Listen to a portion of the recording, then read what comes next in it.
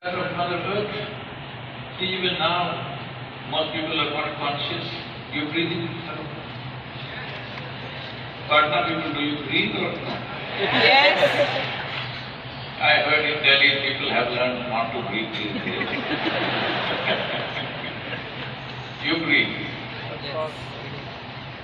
So if you have to breathe, it's not just oxygen and carbon dioxide. Only because the mother's womb is holding a certain pressure and temperature, you can breathe.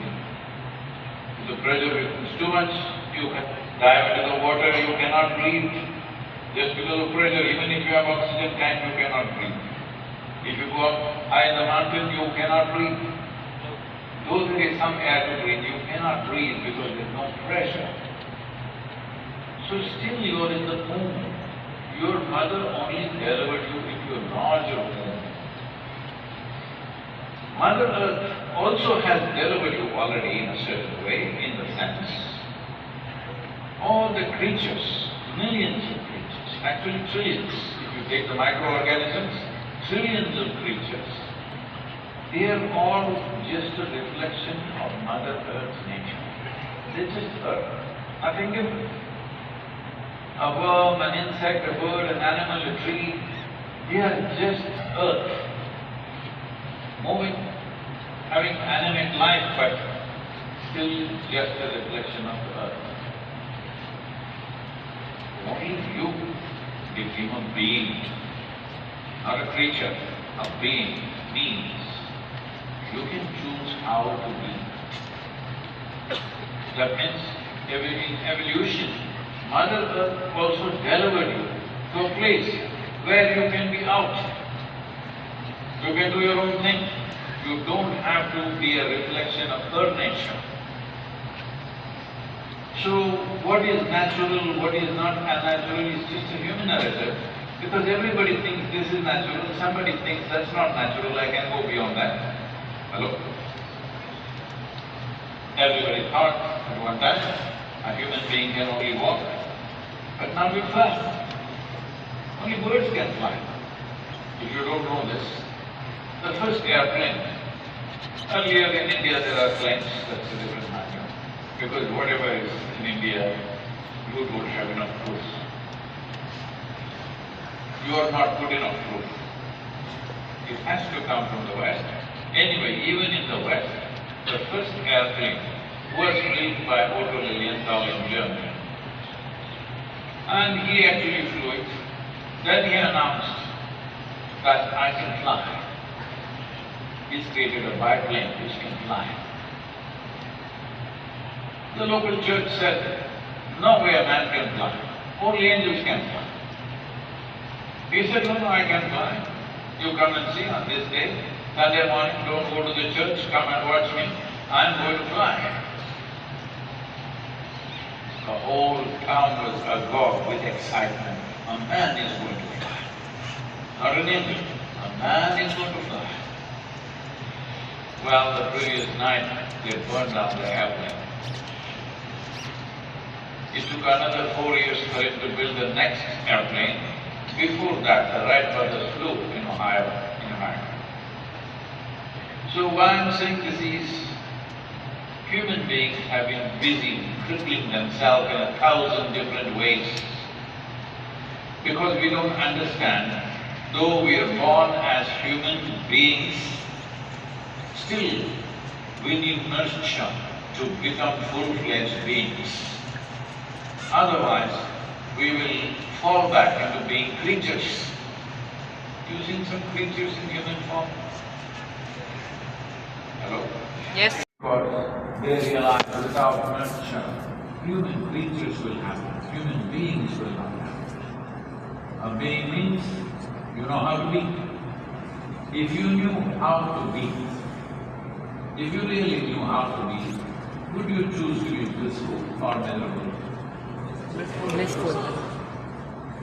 Bliss, misery, whatever you ask for, I'll bless you. If you know how to be, will you be blissful or miserable? Blissful. That's your choice, isn't it? That's everybody's choice. Can I tell you my soul story?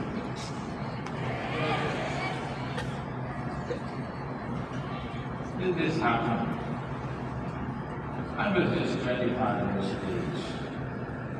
By then, I have matured from being a seeker to being an agnostic to being a hardcore atheist to become a very hardcore communist to some point and then again relaxing it, becoming an agnostic. I've gone through all these phases. And I'm in business for about 4 or 5 years. Very successful for those days. When I say successful, well, not like today, people are talking $1 trillion, not like that. In a small town, for a young man, very successful. And everybody around me is clapping their hands, they're saying, "Oh, you're doing so well, da da da." So I'm young, you're successful, everything is good. But there are questions, billion questions. I had a cloud of questions always from my childhood.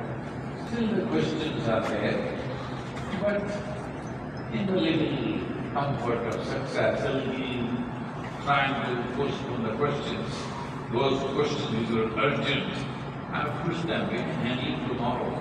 Most people think like this, and on their deathbed they wonder, postponing the questions, fundamental questions of life. But then one I met, anybody been to Mysore city? Yes. And you must go, it's a pretty little town, even today. But you will believe these days, but still. So there is a Chamandi hill. This is a hill that I know very well. In Mysore city in those days, for the youth, there was a kind of a culture. If we want to trek, we go to Chamandi Hills. If we want to camp, we go and camp in Chamandi Hills. As we grow up, we cycle up Chamandi Hills. Then we just have motorcycles on Chamandi Hills. We want to have a party, we have it on Chamandi Hills. If you fall in love, you go to Chamandi Hills. If you fall out, you must go to Chamandi Hills. You go to Chamandi Hills. So that afternoon, between 2 business meetings, I have a little time, nothing to do. Unthinking, I rode up on my motorcycle up the mountain, about halfway. I know the hill very well. Since the age of 7, 8, I've been all over this hill. So I just went up and sat on a big rock. Well, I'm fine. Nothing wrong with me. If there's anybody who used to be the last one on the spiritual view, it's me. Poppy doesn't believe anything that I cannot see. But suddenly after some time, I didn't know which is me and which is not me. What was me was just all over the place. I thought this lasted for 10-15 minutes. When I came back to my normal senses, about 4.5 hours had passed away. For the first time in my adult life, tears. Me and tears were impossible. But tears to a point, my shirt is all wet. And every cell in my body dripping ecstasy. I'm just totally blissed out. Then I shake my head and ask I'm a super skeptic by then. I ask my skeptical mind what's happening to me. Then my mind says, maybe you're going off your rocker. Then I ask my closest friends, what do you think is happening? I'm just blissed out every moment. If I just close my eyes and look, do this, maybe it's 2 minutes. 6, 7 hours will gone by. I don't know time. That's, hey, come on, what did you drink? What did you talk? Did you find mushrooms in the hills? This is the kind of questions that came. So essentially what I'm saying is there was no context for me. So I thought I have discovered something. I have hit a gold mine and I don't want to lose it. I have no logical explanation for it. Anything that was not logical, I would always reject absolutely. But here I am, something absolutely illogical is happening to me. If I sit here, I am burst like that, blowing away. time. I just don't know time. I sit like this. 9, 10 o'clock, I sit like this and do this. Morning it's 5 o'clock. Time just vanished in my experience like that. So then I started experimenting this. What is it? What is happening to me? Then in about 6 to 8 weeks, I realized, if I keep a little distance from my psychological activity and my physiological activity, if I keep a little distance, then every cell in my body bursts forth in ecstasy. When I say psychological activity and physiological activity,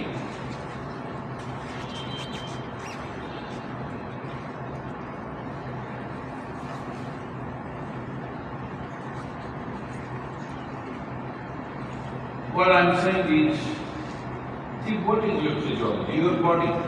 Were you born like this? Whatever shape and size you are right now, were you born like this?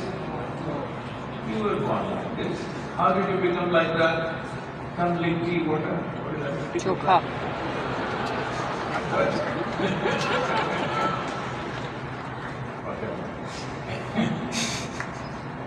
Whatever you ate, slowly the food that you ate became like this.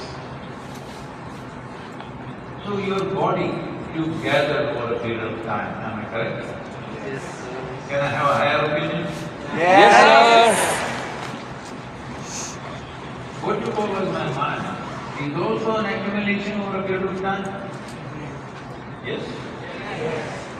So your body is an accumulation, your mind is an accumulation. What you gather can be yours, can never ever be you, isn't it? Yes. See, some of you are in this, right now in this competition, you want to prove who is the real yogi here.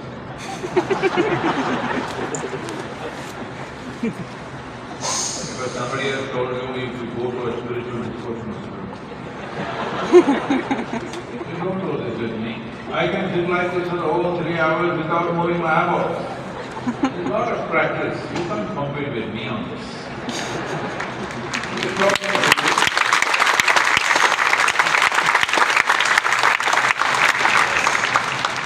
this is a conversation, all right? And I ask a question.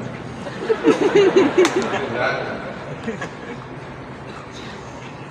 both your body and mind are an accumulation, am I right? Yes. Right now, there is water in this vessel.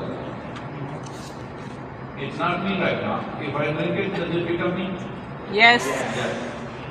So I'm sitting here, after some time I suddenly say, this is my vessel. Then you will think, Sadhguru has some problem. But let's listen some more because everybody says he's wise. But after some time, I say, this is me. Then you will say, let's go. Because by then you know this is a case.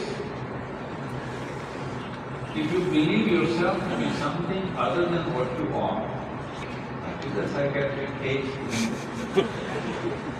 This is happening to you every day.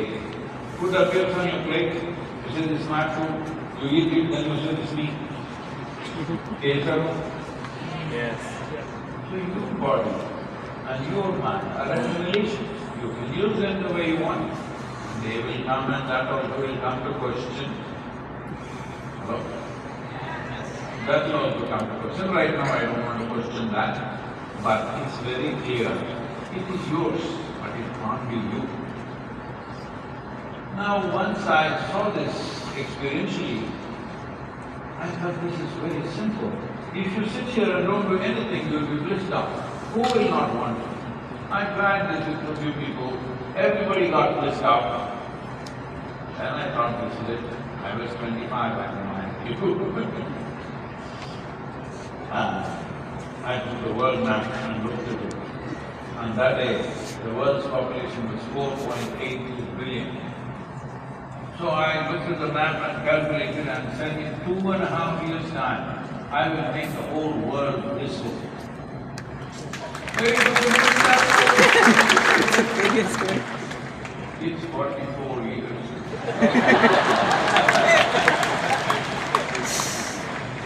44 years, 7 days of the week, 365 days, nearly 18 hours, 16 to 18 hours a day, non-stop I have been on. Still, people say today we have had some 2 billion people. And that is not my idea of the world. The world is today, the population has increased and become 8.4, 8.5 billion people. So, I know I will die a failure, but a blissful failure. This is my blessing to you also. You must also die a blissful failure, because you set up small childish goals in your life and say, I did it, I did it. This is stupid for a human being. Because the human capacity to visualize, to imagine, to project, to envision is quite limitless, if you're willing. Yes or no? Yes. And it can never be done in one lifetime. So is it okay to die a failure, but a blissful failure? Yes. So if you really use your mind, you will die a failure, because it will envision things that you can't do in these few years that we have. So it's very important to become blissful. So, how to become blissful? Sadhguru, have you met my wife? Have you met my husband? Did you see my mother-in-law? Have you seen Patna's back streets? I have seen all of that and more. But I am asking you a simple question. Where does human experience come from? Human experience, whether it's pain or pleasure, joy or misery, agony or ecstasy, only happens from within you. Yes? Situations will happen around us, but human experience happens only from within you. What happens from within you must happen your way. Yes or no? Yes. The world will never happen 100% your way, ever. You are just two people in the family. Is it happening 100% your way? 51% your way. You're doing great. You try 100%, nobody will be around you. Yes or no? Yes. 100% my way. No one will be around you. 51%. Good. More than that you try, you'll have to live with. Get it. And be the only thing. A lot of people who are like this, who want at least 90% their way, now they have left the human being, they've all switched to dogs these days. 90% your way. 10% he will also do his own thing. Yes or no? Yes. So what is around you will never happen 100% your way. If you think what is around you should happen your way, you will end up doing less and less in your mind. Because this person is not the way I want, that person did something else, that happened, this happened. Okay, once you step out into the world, 1,000 things won't happen the way you want them. The only way you can avoid things not happening your way is to cripple yourself and sit at home. There also it won't happen your way. A lot of people thought the world is evil and stepped back into their homes. They are also there struggling. You saw what happened in the COVID time, people who were missing each other so badly. You go into office, not coming back on time, and there was a lot of hankering about that, and you did not go to office. Oh. It happened very badly. So the question is not who. No, it will happen your way. World will not happen your way, and it should be that way. Because everything in the world happens your way, then where do I go? Little bit your way, little bit my way, little bit somebody else's way. This is the way world should happen, isn't it? But this 1% must happen my way. Huh? This 1% must happen your way, isn't it? Yes. If this one doesn't happen your way, you are a lost cause. Whatever happens, it doesn't matter. If this one is not happening your way, life is misery. So, because anyway, unless you are soaking your brains in alcohol every day,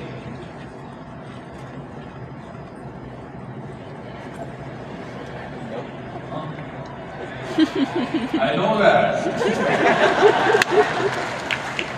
I wanted to hear that, but the consumption is pretty high after.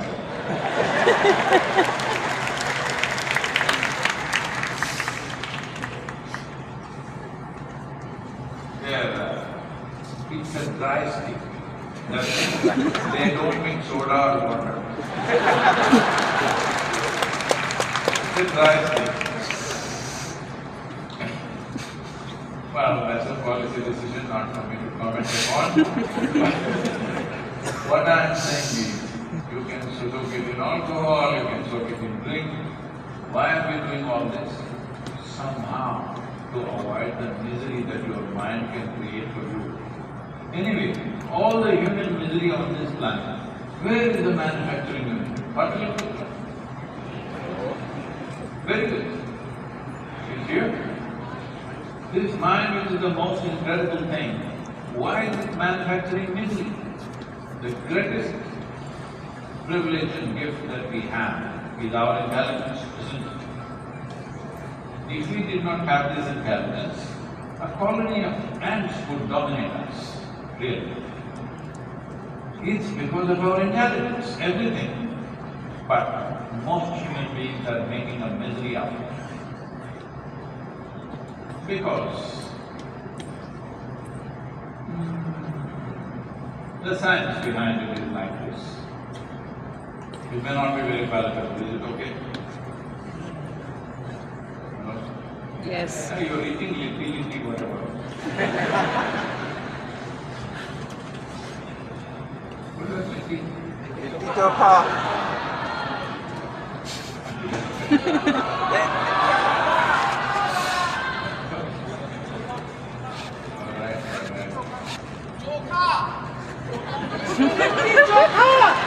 Yes. See, the genetic scientists, the DNA scientists in the world are now saying the DNA difference between you and the chimpanzee is only 1.23%. 1.23%, is it a passing mark or not? So, physiologically, that's how close you are to a chimpanzee. Only 1.23%. 1.23% is negligible, isn't it?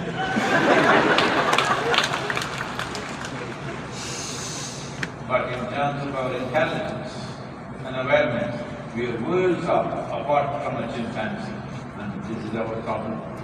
We have an intelligence for which we don't have a stable enough base. Seeing this, this civilization paid profound attention as to how to be.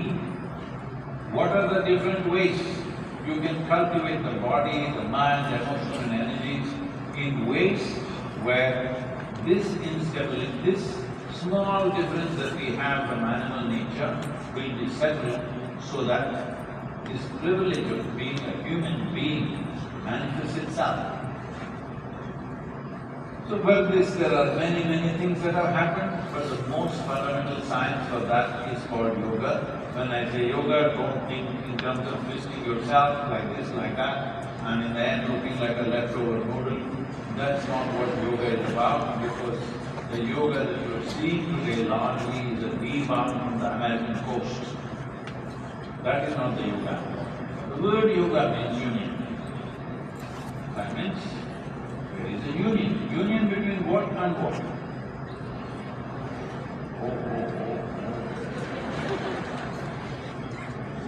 it's your breathing, right? Your breathing means knowingly or unknowingly, you're one with the world, isn't it so? This body you gathered from the soil that you walk upon, you are one with the world. Will you get it now or will you get it when you're buried or burned? If you get it now, it may transform life. But you experientially know you are one with everything, you will live differently. You are a small little individual in this limitless cosmos, you don't know where it begins, where it ends. So you will live terrified all the time. This is the human predicament. Do you know where it begins, where it ends?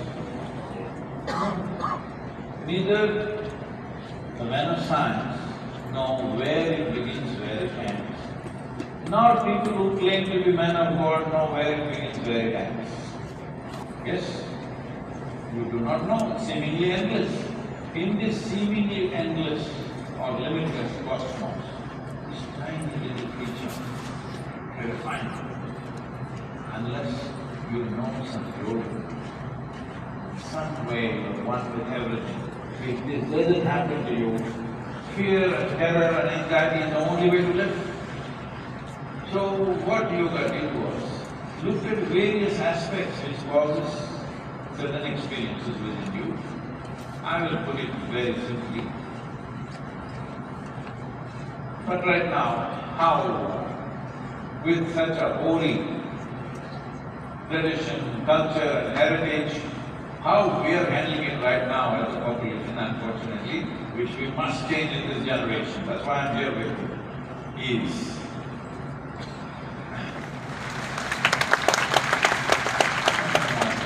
change means work. Hello? Change means effort, work, striving, isn't it? It won't just happen. Any change has to happen. Lot of striving, lot of effort. Otherwise no change will really happen. So this happened. In a Shiva temple in Patna, outside there were a bunch of monkeys. And the devotees in Patna were generous. Slowly the monkeys became a little fat. Some of them became really fat. So the leader of the monkey gang was worried because monkeys becoming fat means they can't monkey around anymore. They can't hang from a single finger from the branch, nor can they hang from their tail and do all the tricks that they can do. The very nature of a monkey is going away simply because they are gathering weight. So he didn't know what to do, he was worried. One day, in the temple there was some pravachan happening. There the person who was giving the speech said, tomorrow is Ekadashi, all of you should fast. And he was extolling the many benefits that are there by fasting on the Ekadashi day. The monkey leader got the idea. He came, assembled all the monkeys and said, tomorrow is Ekadashi, all of us should fast. What fast? He said, yes, we must fast, it is Ekadashi, we must fast, these are all the benefits he narrated. They said, okay, leader is demanding they have to fast. So they all assembled next day morning, fasting. Everywhere there is light, rain and left.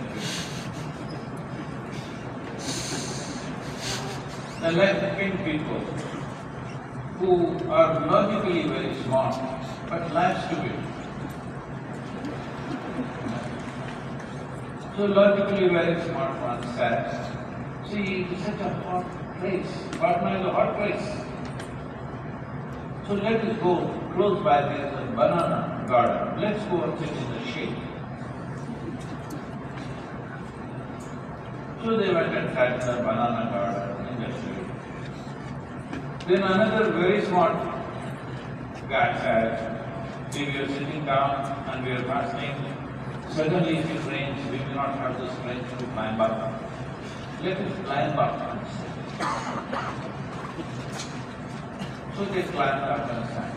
Another smart guy said, See, anyway, Ekadasi time will be over, then we have to eat. At that time, it will take more time to pluck the bananas. Let us pluck it and keep it. We kept it in the hand. Then the next smart guy said, we can actually peel it and keep it. Let's peel it and keep it. Then the next guy said, why are we just holding in our hands and sitting like this? We can keep it in our mouth. So they kept it in the mouth. And another really smart guy said, whether you keep it in your mouth or your stomach, what is the difference? You can keep it in the stomach.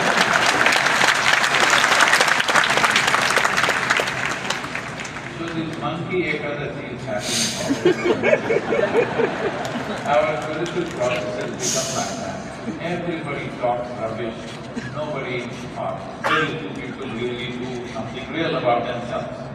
Spiritual process is not about believing this or that. Spiritual process is not about looking up or down. Spiritual process is about empowering yourself in such a way that the outside does not determine your experience of life. Your experience of life should be determined by you and nothing else but you. This is spiritual process. This is the first sign or step of spiritual process. Because if somebody else is determining the nature of your experience, you're deeply enslaved to that somebody, isn't it? They can decide whether you're happy or unhappy. Or it will say we are. Right now, we think we are energizing these things as if they are great things. Oh, without you, I cannot live. You are an appendage. I can live very well without you, and I choose to live with you. This is good, isn't it?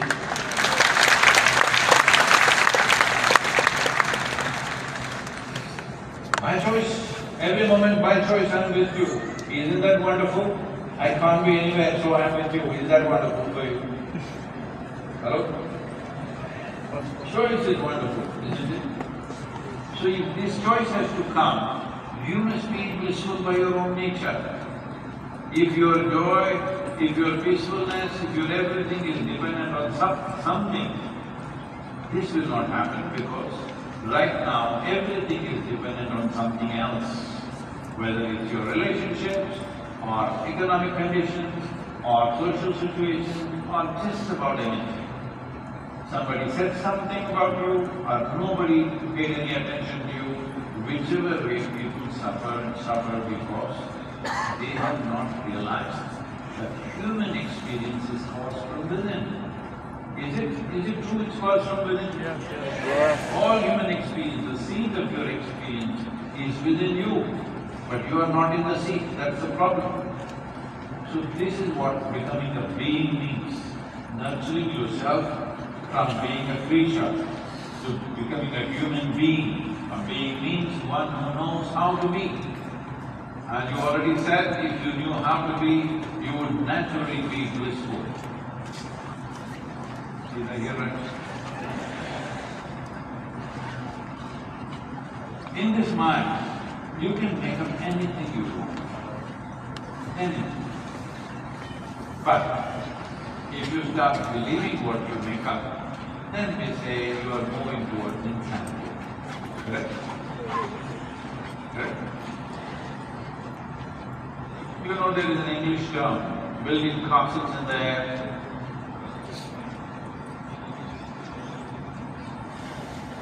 Yes. I thought we were having a yogi test.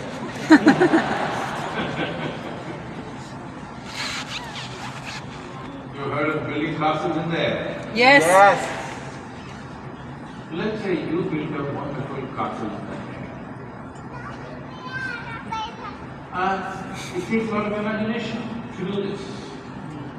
You did that and you walked me through every brick by brick how you built this castle. Fantastic, we'll applaud such great imagination. But after some time, you started believing it's real. Then they say, you are neurotic. after some time, you started living there. Then we say you're psychotic.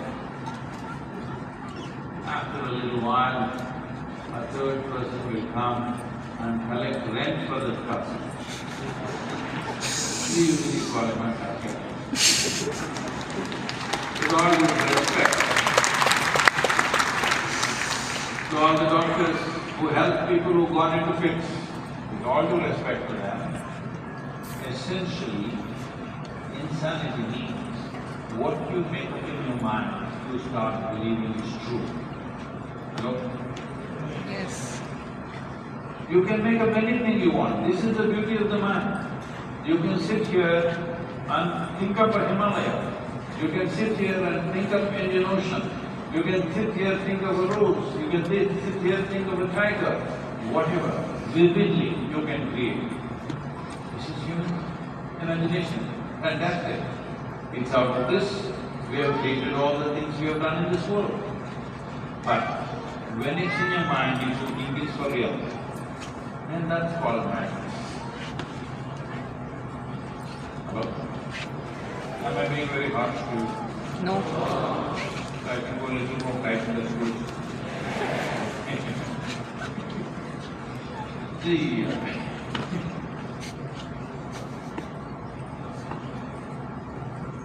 there are different kinds of things that human beings do. Everybody is proud of what they remember.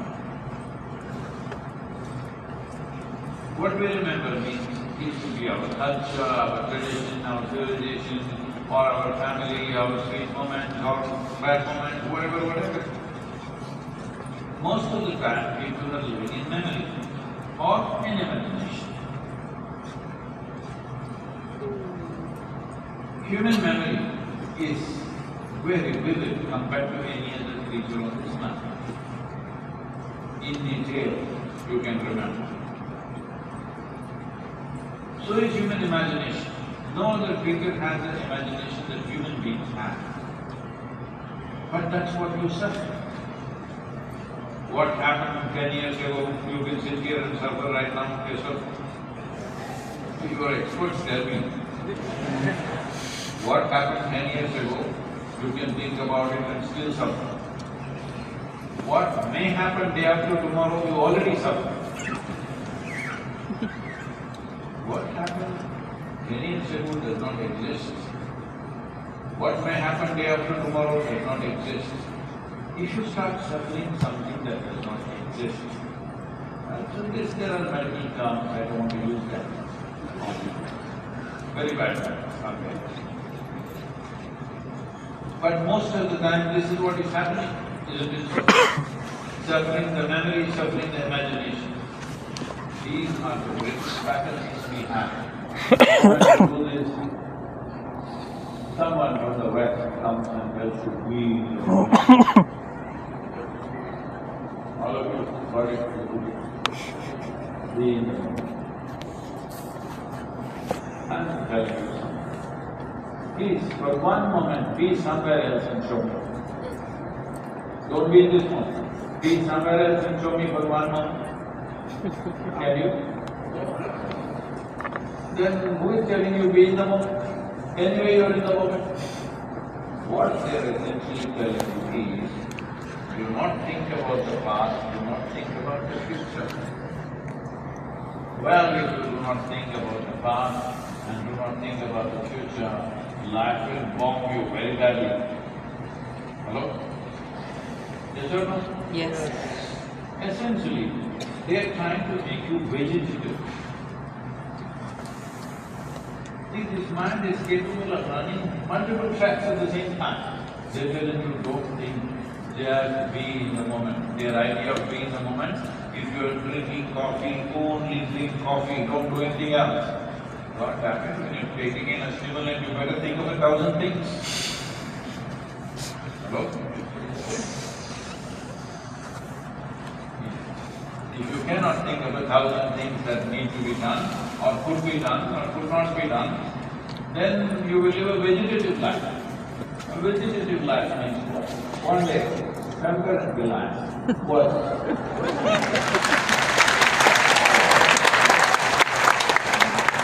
I didn't know he came to Patna. Well, Shankar and Bilal was sitting in front of the television, eating Makana. yeah, trying to be a little Bihari, okay.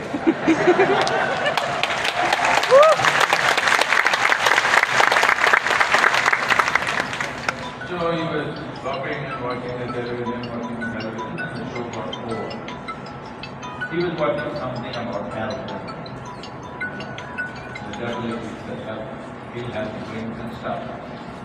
Then he called his wife and said, see, at any time in my life, if it so happens that I became vegetative, I became disabled and vegetative, don't hesitate, just pull the plug. He looked at him, walked up and pulled the television plug. Already become too vegetative. I'm saying the moment you don't consider the richness of the past and how to create a future, you have become vegetative, isn't it? So they're telling you, be in the moment. You cannot be anywhere else, anyway you are in the moment.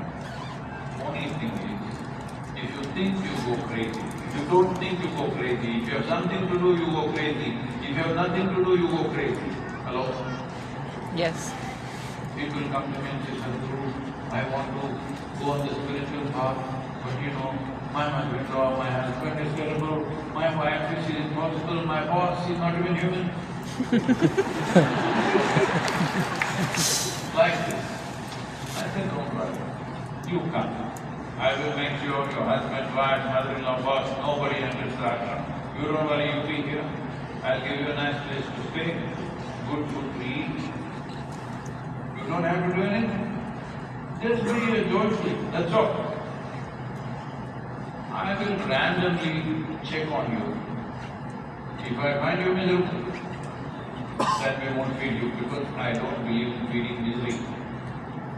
Hello? Misery should not be fed, isn't it? No, it should be fed. You leave them for 24 hours in the room, they'll twist themselves. In every possible way. Nothing to do. No phone, no, just you.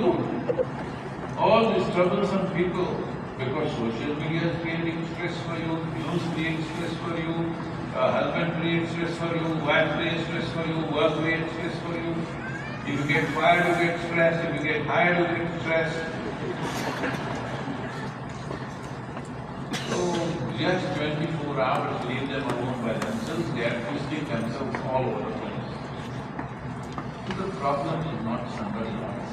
You do not know how to manage this body, how to manage this mind, these emotions, this chemistry, these energies.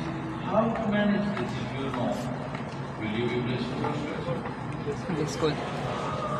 You will be blissful. So right now the problem is this. Do you agree with me? This human spirit. What is happening is particularly. Now before I ask the question, yes.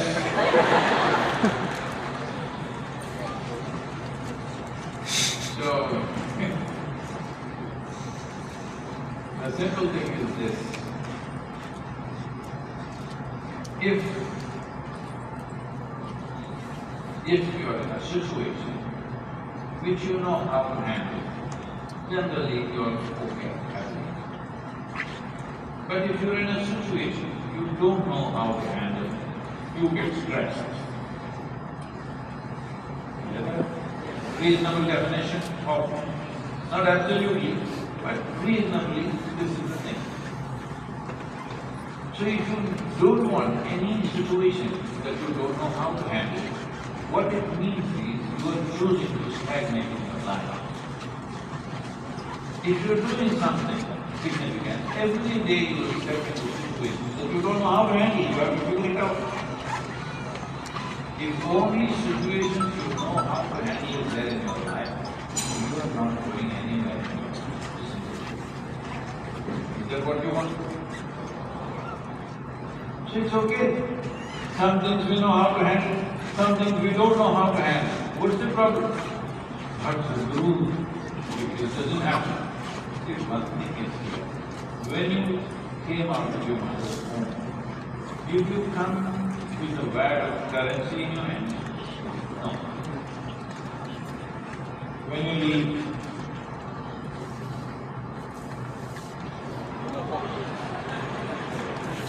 this happened.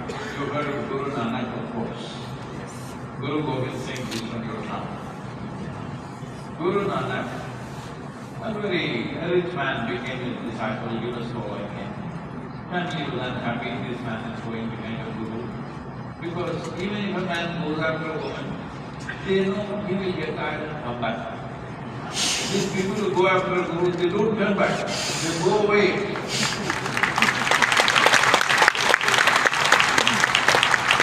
So they are very acid in their stomachs and all this. So one day, Guru Nanak looked at him and gave him a needle, a sewing needle. He said, "This is my needle, you keep it. When I want it, wherever I am, you must give it to me." He said, "Oh, keeping a needle is difficult, you know. Stone you can keep it, a diamond you can keep it, a needle can go away anywhere." So very carefully he was keeping it. And he went home and he was keeping the needle very carefully so that it doesn't disappear somewhere. So his wife said, "Are you a fool? You are following that old guru. If he dies and he goes to heaven, how will you take this needle and go to heaven? You cannot take this needle and go to heaven, then what will you do? You promised him that you will give back the needle." And the wife was clever. So the man got confused and he went back to Guru Nanak and said, "This needle you have given me, I don't want to keep it. Please you keep it, because suppose you go to heaven, I cannot carry the needle to heaven." So Guru Nanak said, "That's all it is. When you cannot even carry a needle across this, what will you do with all the nonsense that you are gathering? You are spending your whole life trying to gather more and more. Where will you carry it?"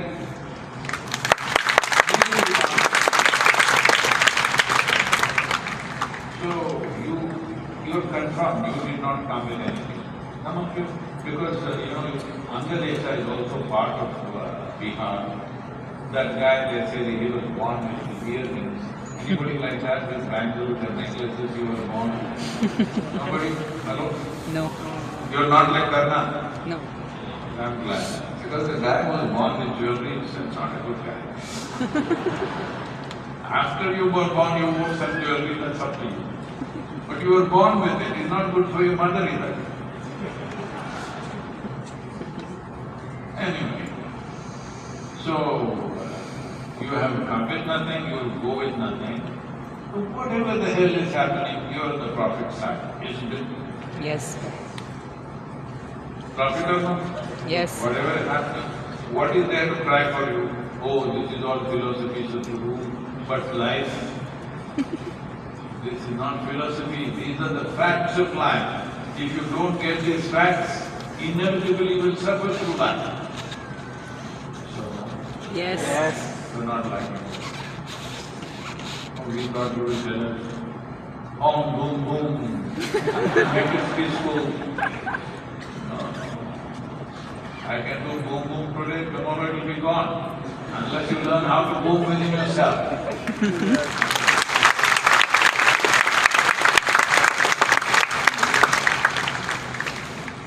See, this whole so-called spiritual and religious process, everywhere, particularly, let's talk about our country, it's become like this. Shankaran Pillai's son went to America. There he fell in love with a white girl and married her. Then he called the parents and said, I have married this white girl, this is my wife. They took a selfie and sent it. Shankaran was furious, our culture, we are from Bihar, then you know, our culture, tradition and everything. So he never spoke to him again.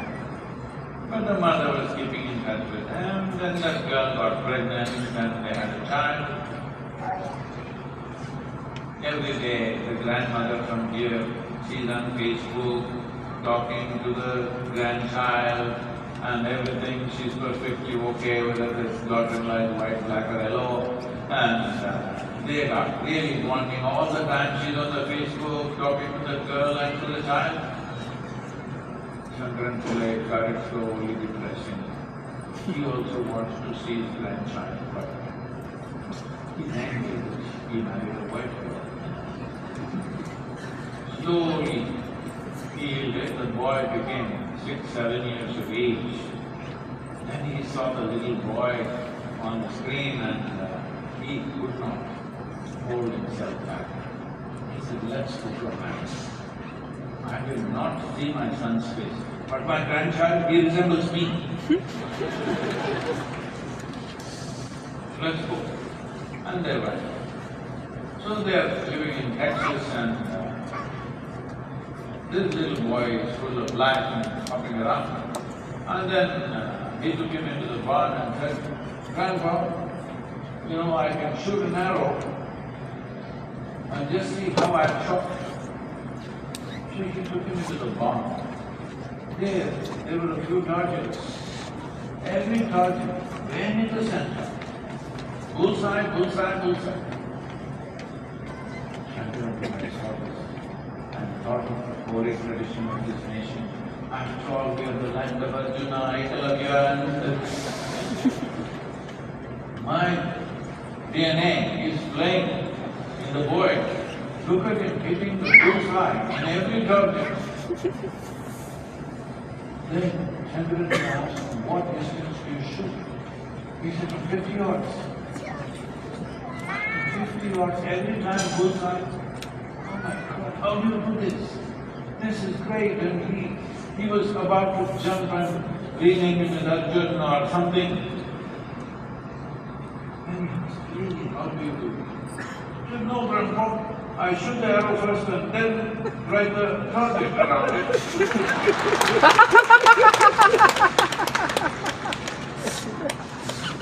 There are many ways to do the same thing. So, one important thing is simply talking spirituality, reading spirituality, gossiping spirituality. Let's do something else. Simple practice.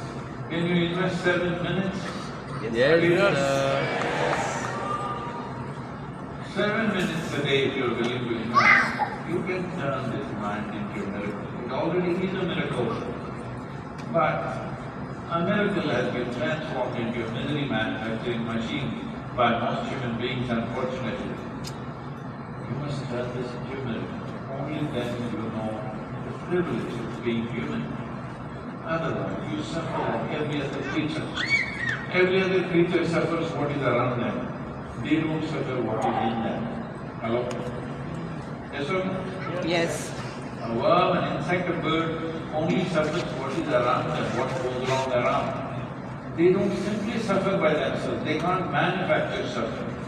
But human beings can sit in a palace and suffer. Yes or no? Yes. That's why a lot of people want to go to heaven.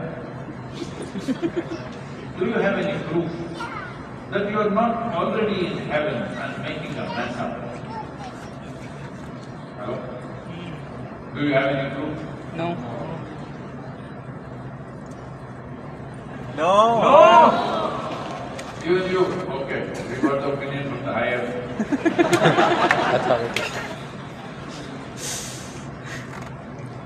See, if you take off, go outside the atmosphere, let's say you go on the moon, stand there and look down. Earth is a heavenly body, isn't it? Yes. You are already in heaven, but making a mess out of it. If you transform this mind, this will become the heaven. All the idiots want to go to heaven. I don't know why they are still waiting. The most important thing is, if I can't make myself the way I want, how will I make my city, my state, my country or my world the way I want? Where is the first thing? This happened.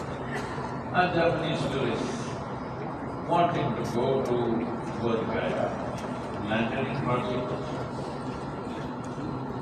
And he got into a auto rickshaw in the airport and coming to a hotel, in the local hotel. And as auto rickshaw was going to Honda, silly French. He said, Honda, Japanese, very fast.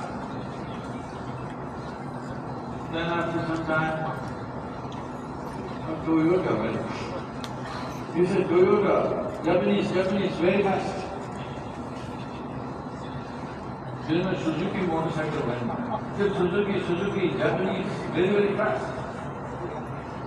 Then they came to the car. The meter showed 5,500 rupees. He said, why is it so expensive? The driver said, Indian meter, very fast. This we must change. Hello? Yes. This we must change because integrity has a cost. It doesn't come easy. Integrity, if you want to develop integrity in your personal life, in your family, in your society, there is a price to pay. But it's a worthwhile price to pay if we are interested in long-term well-being of ourselves and everybody else. Because without integrity there is no trust, without trust we will not work together. Hello? If I don't trust you, you don't trust me, how do we work together? Anything. So can't even, you should be fearful to get in your motor rickshaw still. Hello? Still unfortunately there is a situation like that. We need to change this. This is not going to happen because of some policy or something. This can only happen because of all of us being that way. Let's make it happen. I heard there are some questions. Let me hear the questions. Wonderful to be among all of you. Thank you.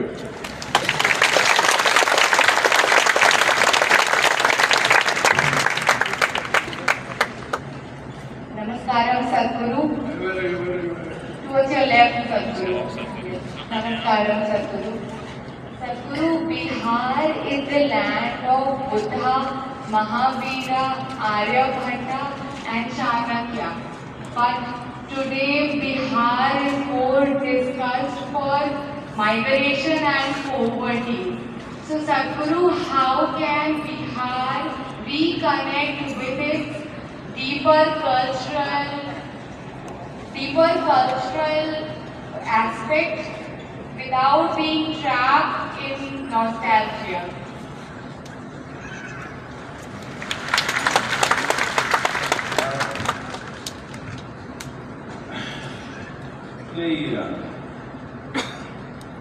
Yes, we must be proud of our past because it's an incredible past, not a simple thing.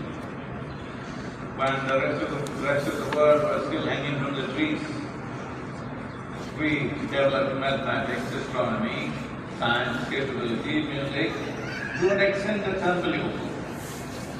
So there was an intellectual brilliance. In many ways, Bihar has been the crucible of India's intellect and metaphysical sciences. You're actually Vihara, you know. No? Yes. You know, the Sanskrit word is Vihara. Yes. Bhojpuri little mispronunciation is Vihara, which is Bihar in Hindi, because in Hindi they eat up the last syllable. So how and how it became Bihar. It's fine. Anything change with time, it's all right. But the important thing is to understand that all these things of the past, the glory of the past we are talking, because human beings focused on evolving themselves to the highest level, into the Vihara, a place where they focus on themselves. develop themselves into higher possibility. I'm asking, how do you create a great nation without creating great human beings? Is there a way? Without creating great human beings, how do you create a great nation? We have to focus on individual human beings. You as a person, you must become in such a way that you are proud of being who you are, not ashamed of being who you are. Hello? This is very important. This is not an overnight job. This is a lifelong commitment. Only then it happens. For hundreds of years or thousands of years, people focused upon their growth because human beings evolved into higher capabilities. Whole society projected a certain level of grandeur. Otherwise it wouldn't happen. Without great human beings, there is no great society ever, isn't it? So this is what we need to do. This is why spiritual sciences are important. I'm saying spiritual sciences because it's not a belief, it is not an ideology, it is not a belief system or a philosophy, nor is it a new religion. It is the science of inner well-being. As there is a science of technology to create external well-being, there is a whole science of technology to create inner well-being. This is the USP of the civilization. If you leave that, we are really nothing. I want you to understand this. Today as a nation, Bharat, we have only about 4.1% of the world's land. We gave away some part of it some time ago. Not out of generosity, out of foolishness. You give something out of generosity, it's okay with you. Hello? Generosity, you gave away something, it's fine. But you do it out of your stupidity, that's not good. Anyway, it's over. We can't change that now, at least for now.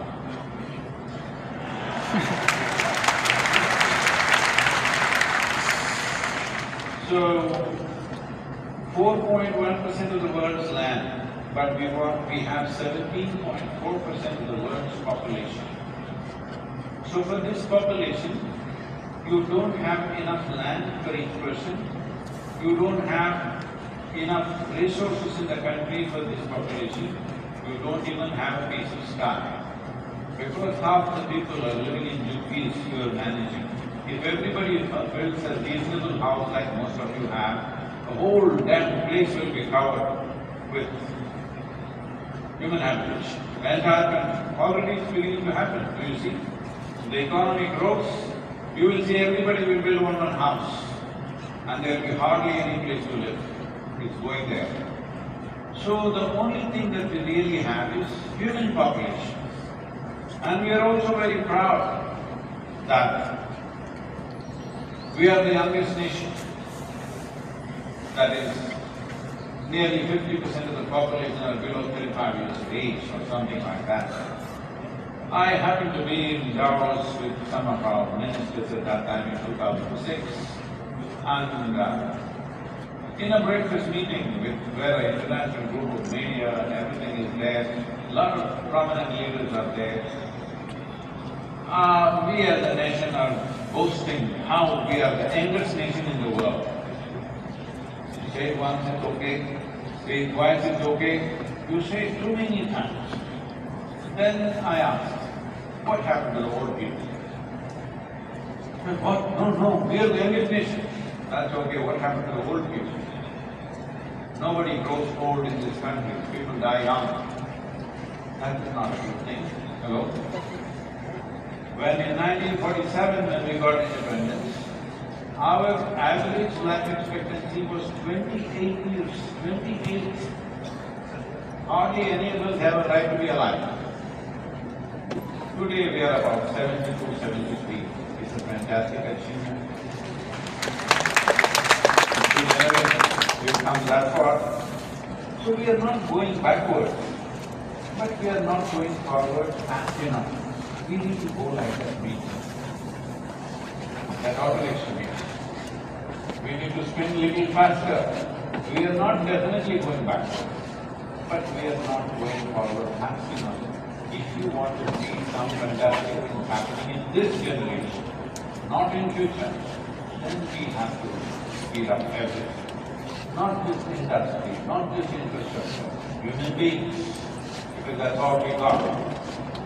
That's all we got human beings, and they're still young. This is the time. If you create an inspired, focused, and very competent human beings, well, it is going to be the greatest learner. If you create uninspired, unfocused, incompetent human beings, we will be the greatest disaster. We have just a window of this. So the place is not. All of this is not.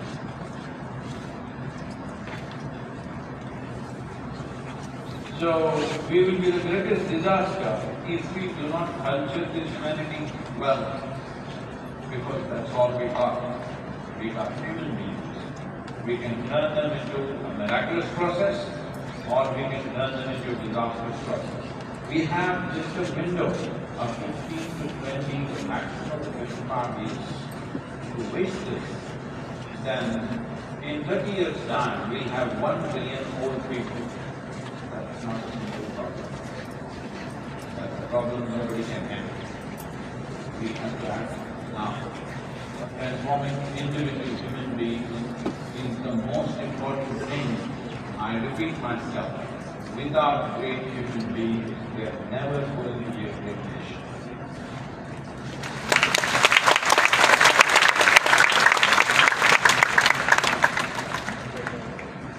Namaskar, sir.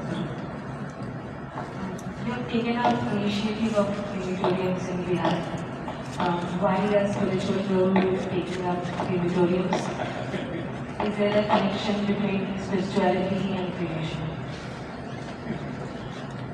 Usually when people die, in common language they say they are different spirits.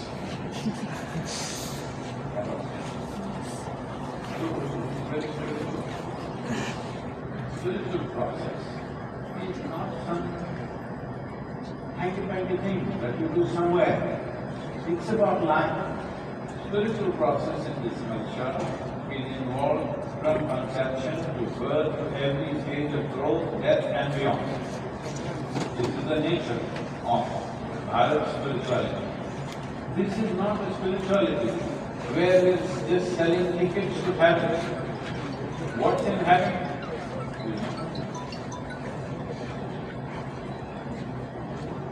The Hindu heaven food is very good. Let me tell you, this happened in Alabama. You heard of Alabama? It's a state in the United States, it's a special state. And in a Sunday school teacher was going full fire. The audience is not like you was handing talks, cats and young boys. Full fire he was going. Just for effect he stopped him, just asked, what do you have to do to go to heaven? Little man who was always in the first row stood up and said, if I scrub the church door every Sunday morning, I will go to heaven. Absolutely. Another little boy stood up and said, if I help people who are in need, I will go to heaven. Correct. Another little girl said, if I share 50% of my pocket money with my less privileged friend, I will go to heaven. Correct. Little Tommy in the back bench stood up and said, you got to die first. You got to die first, isn't it, to go to heaven? Hello? Yes. So when you die, what is it heaven? Hindu heaven, what is it? Nala himself goes. So if you are a foodie, so into heaven. In the other heaven, there are those white gown ladies, legless ladies, floating around in the clouds. If you like that kind of ambience, you must go there. In another place, you will encounter virgin problems. If that's what you seek, you must go there. But He asked me to crematorium. When you die, either we burn you, bury you, or throw you to the birds, whichever way, you leave your body here on earth. Am I correct? Because this body is piece of this planet, you have to put it back. You have not done anything eco-friendly in your life. At least that one thing you must do. You should take this and go. This must be left here because this belongs to the earth. So you left it here and went to heaven. Then what do you do with good food and virgins and unseen? You don't have a body. Hello? These are all problems of people who have a body, isn't it? So this is why it is described that there is an Akshay Patra there. How much ever you eat, you never get healthy because you don't have a body. And virgins remain virgins forever because you don't have a body. So, all these things, stories and fairy tales, three questions, they will collapse. This is not that kind of spirituality. This is about handling the reality of our existence. Is it true, right now as you sit here, can you see me, all of you? Yes. Even if you're not with me, can you see me? Yes. Good. Now, if you close your eyes, can you see me? No. No. But are you still there? Yes. Even if you close your eyes, are you still there? Yes. If you open your eyes, you see me. So I'm asking you, are you seeing me? Or are your eyes seeing me? My eyes is I see, not you. Hello? You are seeing me or your eyes only seeing me?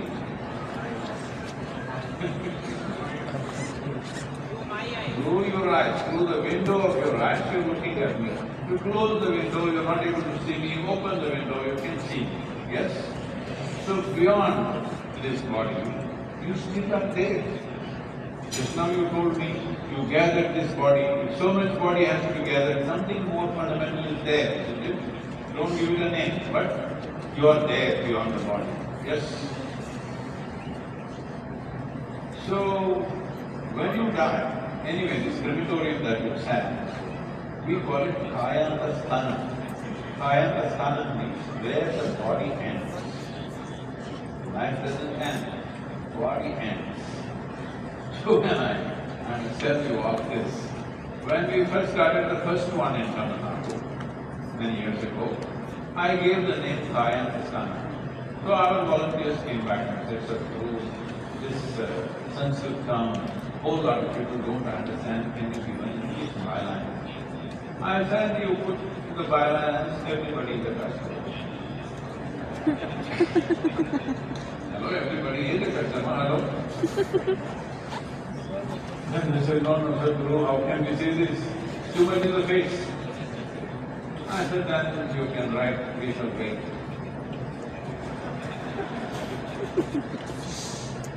Everybody is a customer, isn't it? We don't have to do any market development, they will come anyway, it is some way. So, crematorium means where the body ends. Where the body ends is a certain sacred space. It needs to be handled in a certain way. Unfortunately, it becomes so commercial and completely undignified that, especially even for the living, I'm saying, when somebody dear to you has passed, it's a tender moment. Someone who's been with you for long, it's a very tender moment. At that time, if you sit down, they'll ask for money. If you stand up, they'll ask for money. It's ugly. So we saw this and said, this service is very important, and doing the right things, both for the living and the dead, is important. This is one thing you must remember.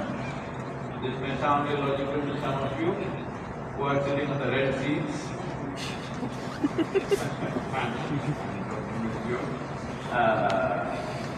See, any society which does not handle their dead well, in those societies, the adolescent population of that society will be very disturbed and out of practice. Just watch this and see how far.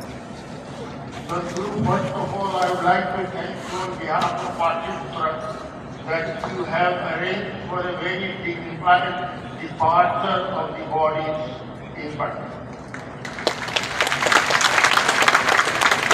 My next question is, I am a Sanatan, and there are many walks, and there are other religions also. But in other religions, anybody can go to any place of worship. There is no restriction. But in Sanatan, why there is a restriction on certain people? You know, like women of that, you understand, sir, what I am trying to say. Women in, West Patali are not allowed. Shani temple, somebody is not allowed somewhere somebody is not allowed. Why it is that this thing is in Sanatana? Why we don't go everywhere, wherever we want to go? So we need to understand this. What is Sanatana? The word Sanatana means that which is eternal. So Sanatana Dharma means, you must understand the word Dharma. Dharma is not a religion. Dharma means the law. The laws of nature, my Dharma. There are various kinds of Dharma. There is Grihastha Dharma, there is Raja Dharma, there is this Dharma, that Dharma, many kinds of Dharma, various types of Dharmas. These are all observations we have made that if something has to work, these are the things you need to follow.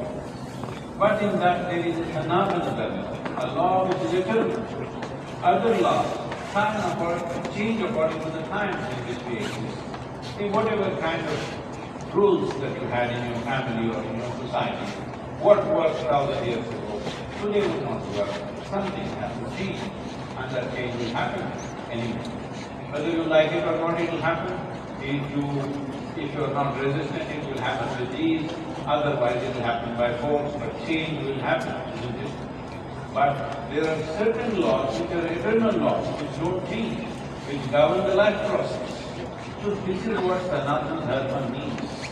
It is not a belief system. It's an exploration and an observation as to what is the eternal law.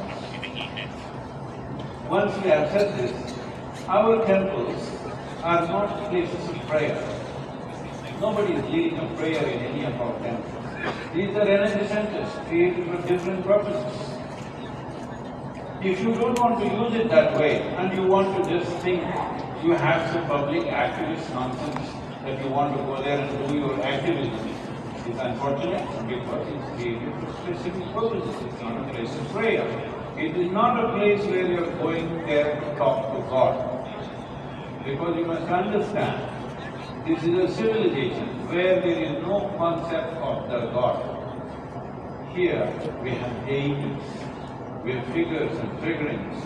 We have learned or we have understood the science and technology of God-making. We have created millions of gods and goddesses because these are forms that we energize for a specific purpose.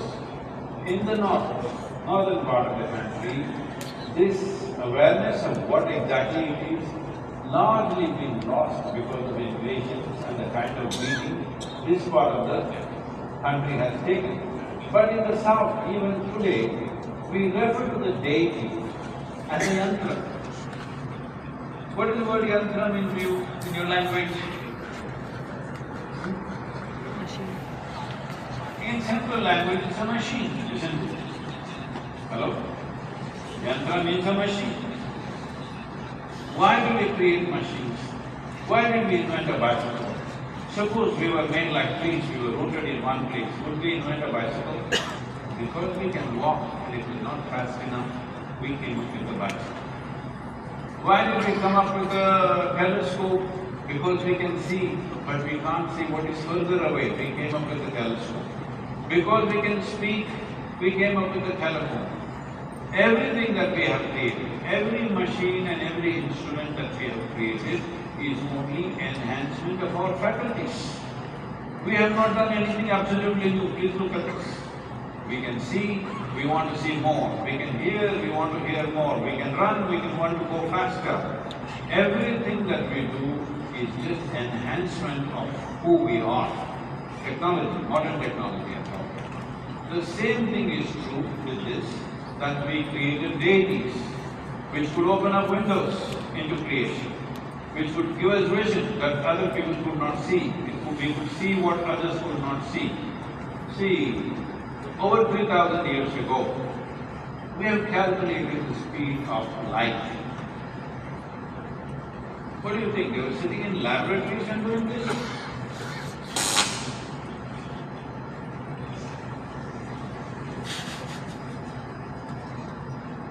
They know the distance between the earth and the sun. Before people knew, rest of the world did not even know whether the planet is round or flat. At that time, we knew the diameter of the planet, we knew the diameter of the sun, we know the diameter of the moon, we know the distance between the moon and the earth, distance between the earth and the sun. These things don't happen simply, they were not looking through a telescope. These things have happened because they open windows into creation in many ways. Anyway, these things are still, as I said, in India, anything that happens, it lacks proof in Indian mind itself. But you heard of Ramanujan from Tamil Nadu? Yes. The mathematician? Yes. This you can believe because it happened in Oxford. You must believe this because it happened in Oxford. The man is uneducated by any standards. He goes there because he's just pouring mathematics out. Seeing this, one of the Englishmen takes him to Oxford. There he sits down. He's got tuberculosis, they don't treat him well. And he's pouring mathematics out. Notebooks and notebooks, he's filling it up. Nobody understands what this man is. In 1909, what he wrote. Today, in 2017 or 16, they figured out that he's created mathematics for a black hole. When the concept of black hole did not exist. See, in science, first a concept, then a theory, then the math. This is the order of things in a scientific process. There is no concept of black hole in early 20th century, but he built the math for that. Still there is a lot of mathematics that is written, nobody knows what it is about. When people ask, where is all this coming from? He said, my baby reads mathematics. Okay? So, these are very profound processes. Please don't destroy this with silly activism that somebody has. Alright? There are temples, because you raise women issue, there are temples only where only women can go. You say, I want to go, I'm a man, I can go anywhere. It's stupid. Similarly, it's stupid for a woman to go into certain things, because biologically we are different and there are certain protections needed. Shani temple is of a certain nature. It's not a place to go. Even I would say, even for a male, if you are not of a certain level of stability, you should not go to certain places because it will not be nice for you. If you don't understand this, you will go through the suffering, that's all. Disturbance will happen. Now, right now we have a Bhairavi temple, I don't know in the video it come out a little bit. In the Bhairavi temple, only women. Everything is handled by women. Alright? All the priestesses are only women, men can never be. So you want to apply for that? No. We won't take you. So please don't get into this thing, this simplistic nonsense of everybody can go. Okay, make a woman into your bishop, let me see. Make a woman into your mullah, let me see. Is it possible? So, do not compare apples and oranges. What is made of belief system and what is a profound observation of life process are two different things. First of all, do not refer to Sanatana as a religion, it's a dharma, something that we observe.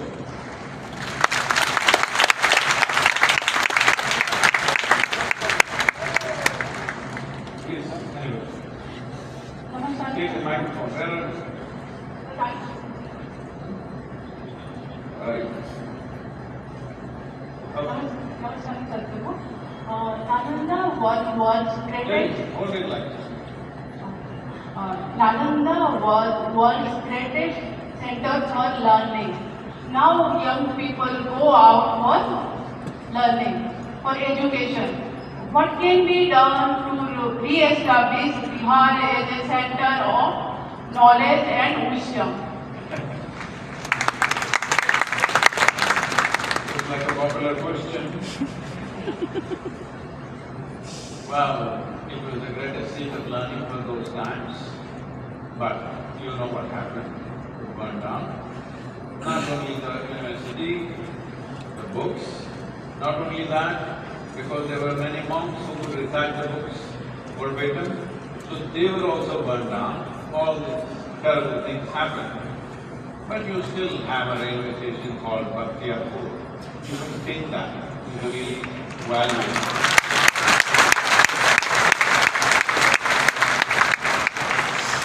Because we're not not willing to go through any pains to revive things.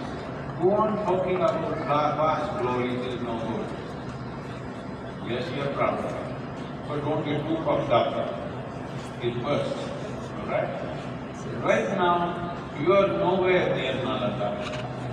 Saying the glory of Nalanda nowhere existing in Bihar.